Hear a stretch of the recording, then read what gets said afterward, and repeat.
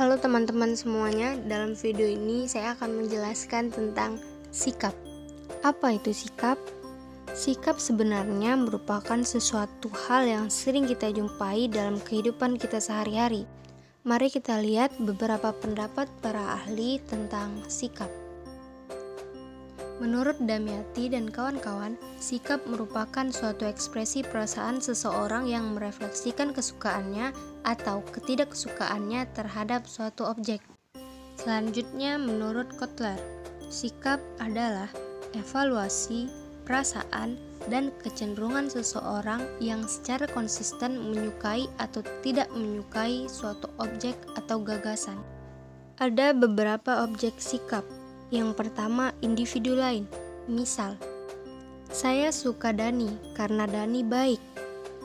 Yang kedua yaitu benda. Misal, saya suka tas itu karena tas itu warnanya bagus.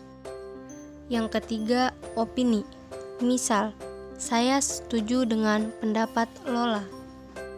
Yang keempat yaitu situasi. Misal, saya sangat suka berada di pantai karena sangat menenangkan. Yang kelima yaitu produk. Misal, saya suka menggunakan sampo Lifebuoy karena manfaatnya sangat bagus. Beberapa ekspresi sikap. Ada benci, cinta, positif, negatif, suka, tidak suka, setuju, tidak setuju. Lanjut ke komponen sikap. Komponen sikap ada 3. Yang pertama kognitif, kedua afektif, ketiga perilaku atau konatif. Yang pertama, komponen kognitif, berisi kepercayaan, penilaian seseorang mengenai apa yang berlaku atau apa yang benar bagi objek sikap. Yang kedua, komponen afektif, merupakan perasaan individu terhadap objek sikap dan menyangkut masalah emosi. Yang ketiga, komponen perilaku atau konatif, menunjukkan bagaimana perilaku atau kecenderungan berperilaku yang ada dalam diri seseorang berkaitan dengan objek sikap yang dihadapinya. Ciri-ciri sikap. Yang pertama, sikap bukan pembawaan manusia sejak lahir, melainkan dibentuk atau dipelajari sepanjang perkembangan orang itu di dalam hubungan dengan objeknya. Yang kedua, sikap itu tidak berdiri sendiri, melainkan senantiasa mengandung hubungan pada satu objek tertentu yang dapat dirumuskan dengan jelas. Yang ketiga, sikap dapat berubah-ubah dan dapat dipelajari. Oleh karena itu, sikap dapat berubah pada orang bila terdapat keadaan dan syarat tertentu yang memudahkan sikapnya pada orang itu sendiri. Yang keempat, objek sikap merupakan suatu hal tertentu atau kumpulan dari hal-hal tersebut. Sikap dapat diberkenaan dengan suatu objek yang serupa. Pengembangan sikap. Yang pertama, pembentukan sikap.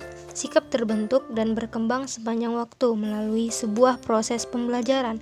Proses pembelajaran itu membuka konsumen dari keadaan sebelumnya yang mungkin tidak punya sikap menjadi memiliki sikap tertentu terhadap sesuatu objek.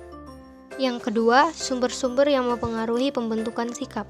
Ada beberapa sumber yang mempengaruhi pembentukan sikap, yaitu keluarga, teman sebaya, pengalaman pribadi, dan informasi yang diperoleh. Yang ketiga, hubungan kepribadian dan sikap. Kepribadian konsumen mempengaruhi sikapnya, atau sifat-sifat kepribadian mempengaruhi sikap terhadap mereka dan terhadap produk. Sikap dengan perilaku. Dalam komponen sikap tadi ada kecenderungan perilaku. Nah, seharusnya kecenderungan perilaku ini diwujudkan dalam bentuk perilaku. Dengan demikian, kalau saya setuju dengan pendapat Dina, mestinya saya akan berpihak kepada Dina. Tetapi terkadang, sikap tidak sejalan dengan perilaku. Misal, saya suka buah anggur, tetapi dikarenakan adik saya juga suka buah anggur dan buah anggur tersebut tinggal 1, maka saya lebih memilih tidak memakannya dan memberikan anggur tersebut kepada adik saya. Itulah contoh mengapa terkadang sikap tidak sejalan dengan perilaku. Sekian penjelasan dan video dari saya, semoga bermanfaat.